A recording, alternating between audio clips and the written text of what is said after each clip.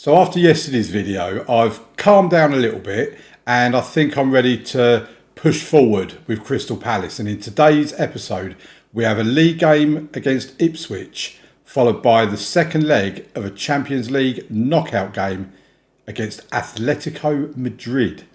I think we're going to be tested as to whether we're getting back to our best. Welcome to episode 27 of Bottoms Up.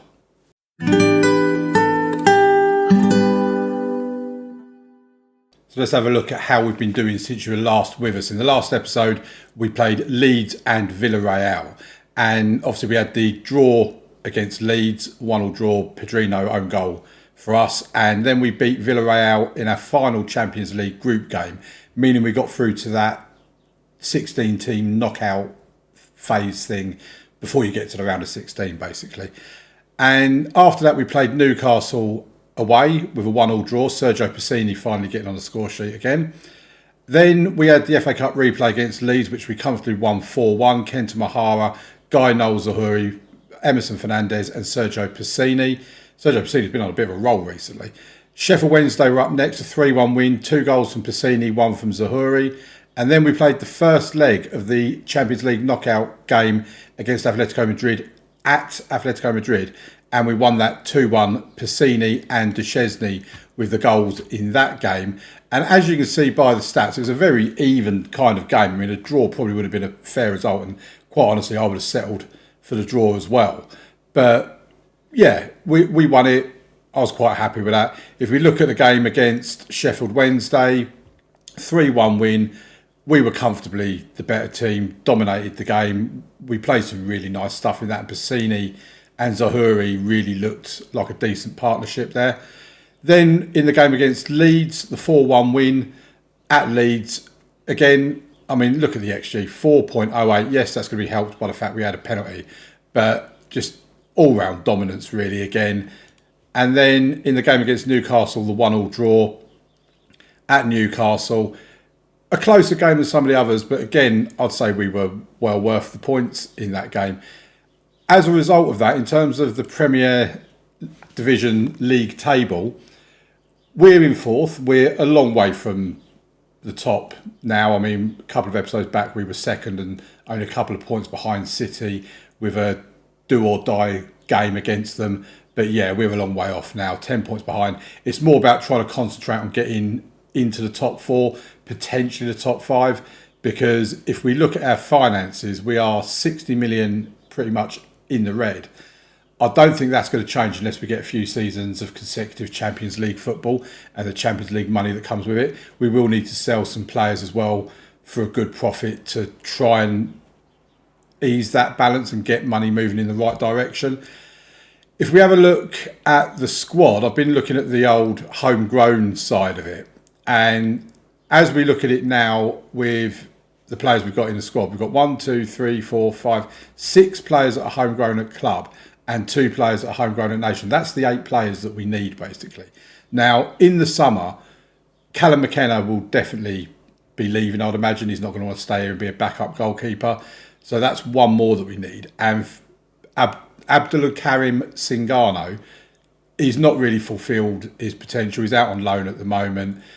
He's probably going to be leaving as well. Jason Chandler has got another year on his contract. I'm inclined to keep him. He's homegrown at club. He's got decent potential. He's not a bad defender. Josh Blakesley can be a backup goalkeeper. Valentin Barco's perfectly adequate to play on the left-hand side. He can even play in the attacking left position. So that's kind of then led me to the dev centre and the fact that we've got a below average under 21 and a below average or an average under 18s. If we have a look at our under 21s and look at potential, obviously Chima Gomez is already in there. We've got Leo Thomas that's out on loan at the moment. We're probably going to bring him back. The fact that he can play anywhere across the back line, I think he's going to be a certainty to be in our squad next season. Connor Davis is another one who's in that other squad as well. But when we look through it, there's not massive amounts of potential here. If we have a look at the under 18 squad, we've got a few players here like Riviera Stanford, who's only 16 years old, 1-star current ability, 3 to 4-star potential as an attacking midfield centre. can play out on the right as well, prefers to play out on the right, can also play in the actual centre of midfield. He might be someone that's worth bringing through. At the same time, we look down here to someone like Amika Sanusi, another kind of Valentin Barco type thing. He's got 4-star potential. He's 17 years old at the moment. Maybe he's someone, good determination. Maybe he's someone we bring through. Obviously here you got Kern Kirkhatch, defensive midfielder, can play on the right side, can play centre back, can play the defensive midfield role as a ball winning midfielder. He's certainly someone at 19 years old could well be ready to join up with the first team squad. In actual fact, I don't know why he's in the under 18s. Let's move him to the under 21s. So there's some players there we can bring through and potentially solve the issue we've got with the amount of unhappy players that there are at the club at the moment. And as you can see here, so many.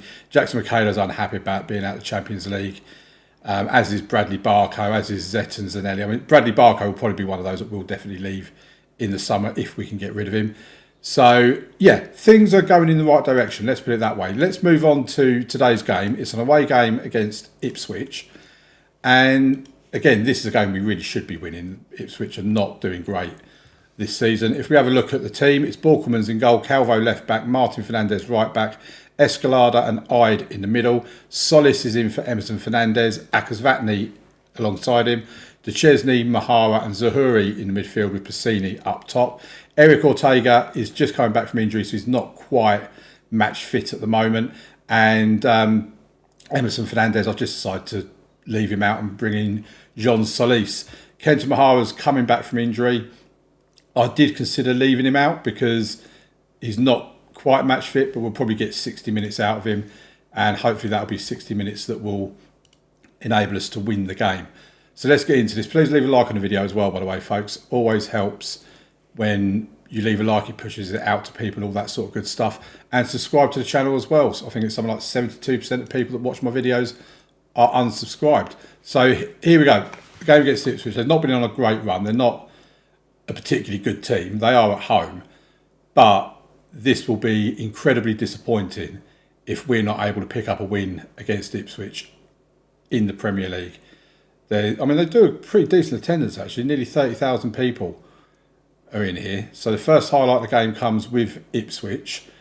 Zahuri wins the ball back, gives it to Piscini. He's bringing it forward. We need players to go forward with him. Piscini with a shot. He's been in good goal scoring form at the moment. It's a good save from the goalkeeper.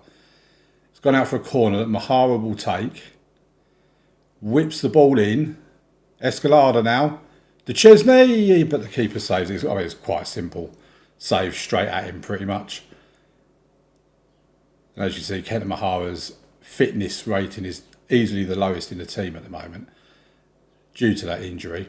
He was only a knock for like 1 to 3 days type thing, but I think it's been like 3 days between games, and that's why he's not quite match fit. Here is Zahuri to Solis, to Mahara. Zahuri gets a ball into Piscini, but it's saved by the keeper again. I mean, it's been all us. We've had 3 shots on target, 6 shots in total, 67% possession. Ipswich have not even troubled their goal after 37 minutes. Here's Escalada to Calvo. Zahuri goes back to Escalada. Escalada gets so many touches of the ball. I think I said about it in the last episode. I probably went on about it far too much. Here's Martin Fernandez. Gets into Zahuri, and it's his 11th goal of the season.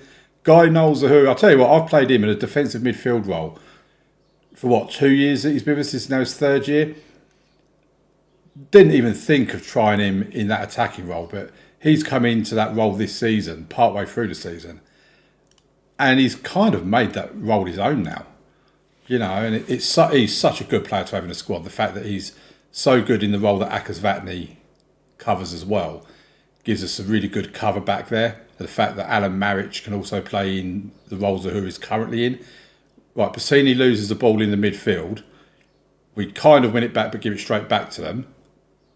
Do the same thing again.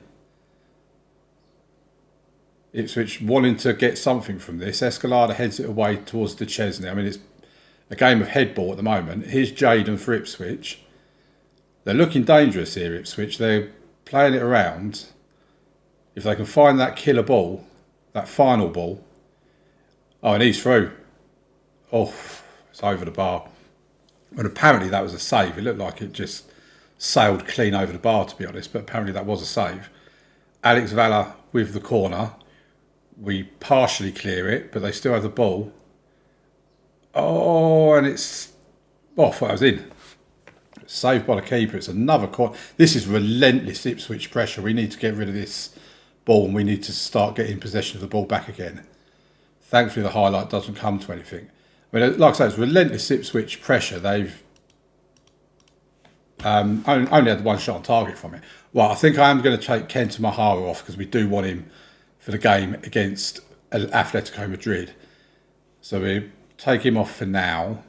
I think that would probably be the only change we make. Chesney's not having a great game. I mean, to be fair, none of our attackers are really playing all that well. An hour gone, 5 shots on target, 64% possession, but only 1 goal to show for it. And I think the next one that's going to come off is going to be Martin Fernandez. So bring on Kwaku Mensah for him, and Duarte can come on for De Chesney. And we confirm those changes. We've got 2 more substitutions to make with 20 minutes to go. I don't want to make all of them too early because I just get so scared these days that we're just going to get an injury to somebody. But we're into the final 7 minutes. I'm not happy that it's taken this long, that we're not doing better than what we are. Bitshabu can come on for Calvo. I don't think that last sentence of mine really made much sense, but what I'm saying is I'm not happy that it's only 1-0. Right. Chema Gomez, no, probably not. Bradley Barcola can come off for Piscini. Oh no, we've made all the substitutions. Well, we've done 3 stoppages, so we can't do any more than that. I didn't think of that. 4 minutes of time added on. And it's a win, folks. A win is a win. I would have preferred it to have been more comfortable than 1-0 against Ipswich, to be quite honest, considering they're in 17th. But it's 3 points. 3 points in the bag. 27 games gone, 54 points. We're still 4th. And next up is Athletico Madrid in the Champions League. Right, so here we go then. It's match day against Atletico Madrid. And how about that for a game in this knockout round second leg thing? Arsenal versus Manchester City. Man City winning the first leg 4-1. Arsenal really have it all to do. We only won the first leg 2-1. So if we can avoid defeat against Atletico Madrid, then we're through to the actual knockout stages of the competition. If we have a look at the team that we're going to put out today, Ortega and Fernandez return to the team. So Borkelman's in goal, Calvo left back, Martin right back, Escalada and Ortega in the centre, Fernandez and Akasvatni in the centre of midfield, De Chesney and Mahara out wide, Zahuri in behind Piscini. Let's get into this. I really wasn't expected to beat Atletico Madrid in that first leg. I'm kind of thinking we're not going to win this either, but who knows? It's we could surprise a lot of people by getting into the actual round of 16 of the Champions League. So we have a highlight. Atletico Madrid were on the attack, but we swept up nicely. Calvo to Zahuri. Zahuri brings it forward, finds Fernandez. Back to Zahuri. Oh, don't think that was far wide. Stankovic didn't get anywhere near it, the Atletico Madrid goalkeeper. I mean, I'm just looking through their team of anyone that I might know from current football. I think João Felix is still in the team. Here's Zahuri on the right-hand side. Gives it to Martin Fernandez. Oh, it's a save from the keeper. And now they can counter-attack. It's with João Felix. Ortega with the challenge. It goes out for a throw-in. Murillo, I know him from real life. Zahuri wins it back. That was a good play from Zahuri to win the ball back. Can he? Oh, he just gives it straight back to Atletico Madrid. But then they give it back to us. It's Fernandez to Ortega. I was in 2 minds whether to play Ortega, but I just kind of thought, with a game as big as this, we need our best players. Here's Escalada to Calvo. Gives it to Duchesne, to Fernandez, to Akasvatny, Mahara, Martin Fernandez. Gets the ball into the box and it's in. And Antonius Duchesne, his 9th goal of the season. We're 1-0 up on the night, but more importantly, we're 3-1 up on aggregate. Away goals don't count, of course. So if Atletico Madrid do get 2 goals now to win 2-1, it would be extra time and or penalties. Obviously, we got 2 away goals as well. But we've completely shut Atletico Madrid out in this first half. They've had 1 shot at goal, none on target, an XG of 0.03. We can be really pleased with our performance in that first half. We've dominated possession as well, 64% possession. It's been a good performance so far, and we just need to keep that performance up. Here's Fernandez with the throw to Ortega, back to Fernandez. And his eyes lit up then when he saw the Atletico Madrid defence parting ways a little bit. Right, Atletico Madrid come forward. Bakayoko back to Edu. They're playing it around. They've created a good space there. Alvarez is through, and it's a goal. It's 1-1 on the night. That's so disappointing. This is what I hate as well, is when we have such a good first half and then we come out in the second half and we're just nowhere near that level. There's one reason as well why I don't really like saying good things in the team talk. And I thought that was going to be their second goal of the night. Really should have been, to be fair. Right, we're going to make some stuff. Mahara's really struggling. I think we're going to have to take him off. Bring on Alan Marrick. And